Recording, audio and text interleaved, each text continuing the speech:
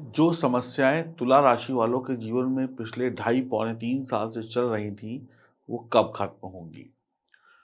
ये जानना हर तुला राशि वाला चाहता है, चाहती है।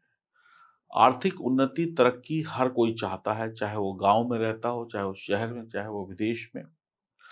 इस वीडियो में हम आपको बताएंगे या आप जानेंगे इस वीडियो को देखकर कि आपके जीवन में खुशी कब आएगी। कौन-सा वो वक़्त होगा, कौन-सी वो समय होगा जिस समय में आपको सफलता प्राप्त होगी, ये सब कुछ हम जानेंगे इस वीडियो में। नमस्कार दोस्तों, मैं एस्ट्रोलॉजर सचिन स्वागत और अभिनंदन करता हूँ अपने सभी प्रिय दर्शकों का। आइए जानते हैं कि तुला राशि वाले जातक-जातिकाओं को सफलता कब मिलेगी? कब खुशियाँ उनके जीवन में आएँगी? कब वो दिल से खुश हो पाएँगे, लोगों को बता पाएँगे कि अब हमारे दिन बदल चुके हैं। तो मैं आपको एक यकीन दिलाना चाहता हूँ कि अब वो दिन दूर नहीं है। अगर आप तुला राशि के जातक या जातिका हैं, लग्न से, नाम राशि से, तो आप इस वीडियो को पूरा देखिएगा। आपकी राशि के स्वामी हैं शुक्र और वो धन के ग्रह हैं, लग्ज़री के ग्रह हैं। शुक्र क्या है? लग्ज़री, धन के कारक ग्रह हैं और आपकी कुंडली में, कालपुरुष की कुंडली में धन देने वाला ग्रह कौन-सा है? मंगल, क्योंकि सेकंड हाउस में 8वीं राशि आती है, वृश्चिक राशि जिसका स्वामी मंगल होता है। और लाभ का, प्रॉफ़िट का ग्रह कौन-सा है आपकी कुंडली में? 11वाँ भाव जहाँ पर सूर्य आते हैं यानी कि सु सिंह राशि। यानी सूर्य और मंगल आपके लिए सबसे ज़्यादा प्रॉफ़िट देने वाले ग्रह हो गए। धन भाव और लाभ भाव पर योग कारक ग्रह की अगर दृष्टि पड़ती है तो जबरदस्त लाभ होता है जो कि होने वाला है। एक बार इस कुंडली को देखिए, आप देखिए शनिदेव की तीसरी दृष्टि जो पड़ रही है सप्तम भाव पर और 7वीं दृष्टि पड़ रही है कहाँ पर? 11वें भाव पर और 10वीं दृष्टि पड़ रही है शुभ लाभ की दृष्टि आपकी सेकंड हाउस पर। तो आपके लिए शनि योग कारक ग्रह बनते हैं और योग कारक ग्रह की दृष्टि धन भाव पर और प्रॉफिट वाले घर पर पड़ रही है लाभ भाव पर। तो ये स्थिति आपके लिए बड़ी ही बेहतरीन है और अब आपके अच्छे दिन शुरू होंगे, जबरदस्त लाभ शुरू होगा। शनिदेव ने तुला राशि वालों के लिए पंचम भाव में गोचर किया कुंभ राशि में, लेकिन शनिदेव जैसे ही आए उसके 10-15 दिन बाद अस्त हो गए। यानी कि शनिदेव ने जैसे ही एंट्री करी 30 साल बाद, वैसे ही वो अस्त हो गए कुछ ही दिनों बाद। अस्त का मतलब होता है डेड हो गए या कह लें सो गए। जैसे सोया हुआ इंसान को कोई सुध नहीं होती, उसे कुछ नहीं पता होता। ऐसे ही शनिदेव आकर यहाँ पर सो गए और जब वो सो गए तो फिर उससे कोई परिणाम नहीं मिला, यानी कि आपकी परेशानियाँ जस की तस बनी रहीं। शनिदेव पंचम भाव में गए तो सभी छोटे-बड़े ज्योतिषियों ने ये बोला कि अब आपकी लॉटरी निकलने वाली है, अब आपका ये होने वाला है, अब आपका वो होने वाला है, अब आपको लाभ होने वाला है, आपके दिन बदलने वाले हैं। लेकिन असल में तुला राशि वालों से पूछा जाए तो ऐसा कुछ भी नहीं हुआ। परंतु आप परेशान मत हो। 17 जनवरी को शनिदेव तो आ गए थे 30 साल बाद आपको लाभ देने के लिए, लेकिन लाभ अभी तक शुरू नहीं हुआ क्योंकि क्योंकि उनके पिता सूर्य ने उनको अस्त कर दिया। अस्त ग्रह लाभ नहीं दे सकता। लेकिन अब शनिदेव उदित हो चुके हैं, जाग चुके हैं। अब वो गहरी नींद से उठ गए हैं और अब सब शुभ परिणाम आपको मिलने वाले हैं। जब से आप ये वीडियो देखेंगे तब से इस होली से लेकर दिवाली तक। बढ़िया परिणाम आपको प्राप्त होंगे। शनिदेव के उदय होते ही जो चीज़ें आप संघर्ष से पा रहे थे, अब वो आसानी से पा लेंगे। यदि आप 7 घंटे, 8 घंटे की नींद लेते हैं, एक उदाहरण देते हैं, यदि आप 7-8 घंटे की नींद लेते हैं और 7-8 घंटे की नींद लेने के बाद आप एकदम फ्रेश होकर सोकर उठते हैं, तो फिर आपके अंदर चुस्ती-फुर्ती होती है, थकान नहीं होती है। तो सोया हुआ इंसान जब तक सोता है तब तक वो मृत समान होता है, लेकिन जैसे ही उठता है उसके अंदर एनर्जी होती है, उसके अंदर ताकत होती है, फ्रेश होता है वो इंसान और सारे काम करता है। तो अब शनिदेव भी आपके सारे काम बनाने वाले हैं। शनिदेव 6 मार्च को उदित हो चुके हैं और अब आपके लिए बढ़िया परिणाम अगले ढाई साल तक आपको मिलते रहेंगे। बीच में थोड़ी-सी शनि उठा-पटक करेंगे उसकी जानकारी आपको मिल जाएगी।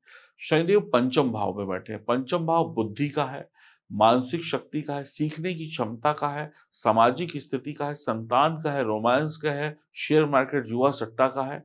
तो शनिदेव जब यहाँ पर बैठेंगे तो अपना वादा निभाएँगे, 30 वर्षों बाद मैं आपकी इच्छाएँ पूरी करने यहाँ पर आया हूँ। तो शनिदेव आपकी बुद्धि को बढ़ाएँगे। अब जिसके पास बुद्धि है, पैसा उसी के पास है।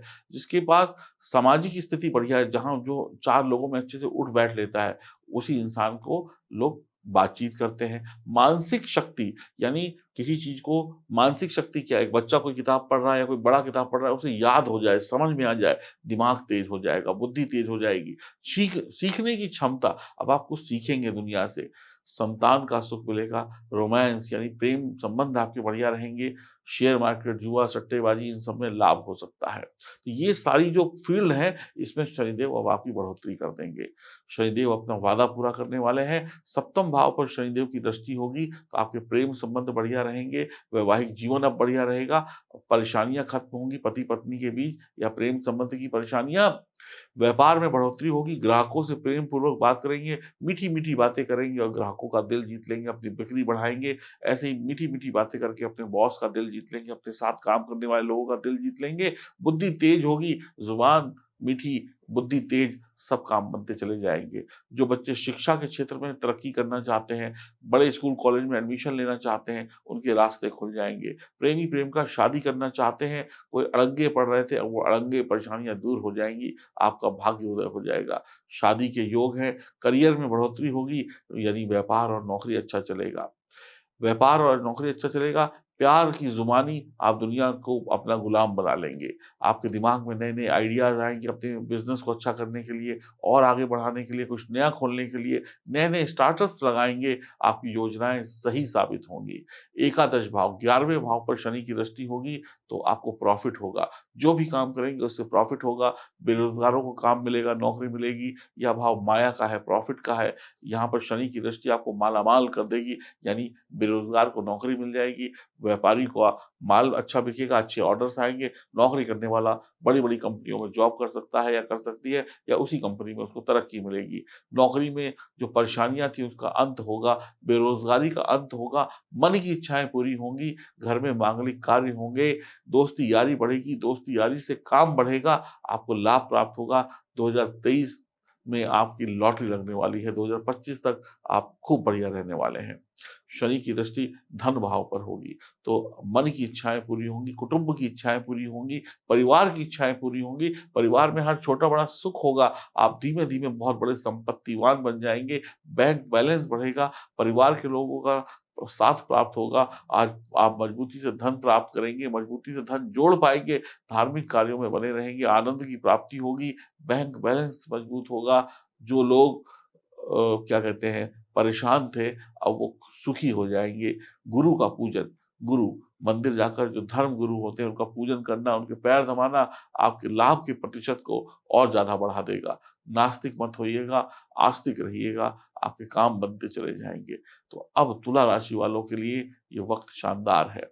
अगर आप 4 बातों पर विशेष ध्यान रखते हैं, तो यह वक़्त आपके लिए सबसे बेहतरीन हो सकता है। पहली बात ये है कि मांस, मछली इन सब से दूर रहना है, शराब से दूर रहना है। दूसरी बात आलस नहीं करना है, आलस को त्याग कर अपने काम करने हैं। तीसरी बात अपनी जन्म कुंडली की जाँच करानी है, अगर जन्म कुंडली में सितारे अच्छे हैं, तो ही आपको रिज़ल्ट अच्छे मिलेंगे, अन्यथा नहीं मिलेंगे। अगर वर्तमान में गोचर में स्थिति बढ़िया है, लेकिन आपकी जब आप पैदा हुए थे, उस समय के सितारे आपके कमज़ोर हैं, तो भी आपको मन मुताबिक परिणाम नहीं मिलेंगे। और 5वाँ काम जो है, चौथा या 5वाँ काम ईश्वर में आस्था रखना, माता-पिता का आशीर्वाद लेना और पशुओं पर जुल्म ना करना और अपने नीचे काम करने वाले लोगों से मित्रता रखना, उनका हक ना मानना। अगर आप इन कामों को करते हैं, इन कामों में सबसे महत्वपूर्ण काम ये है कि आप अपनी जन्म कुंडली की जाँच कराएँ और अपने सितारों को मजबूत बनवाएँ। अगर सितारे मजबूत हैं, तो ये वक़्त आपका है, सितारे कमज़ोर हैं, तो आप दुनिया को देखते-देखते थक जाएँगे, वो सफल हो जाएँगे और आप हार हो जाएँगे। क्योंकि कमज़ोर इंसान और कमज़ोर टीम कभी भी जीत नहीं सकती। तो कमज़ोर कुंडली भी कभी भी दुनिया की वो सफलता नहीं पा सकती जो उसे पानी चाहिए। तो अपनी जन्म कुंडली की जाँच कराइए, वक़्त आपका बदल चुका है। अब अगर आपको कुछ नहीं मिल रहा है, तो उसमें आपकी गलती होगी। आपको अपने काम, अपनी कुंडली, अपने काम के तरीकों पर विचार करना है, बाकी ग्रहों की कोई दिक्कत नहीं है।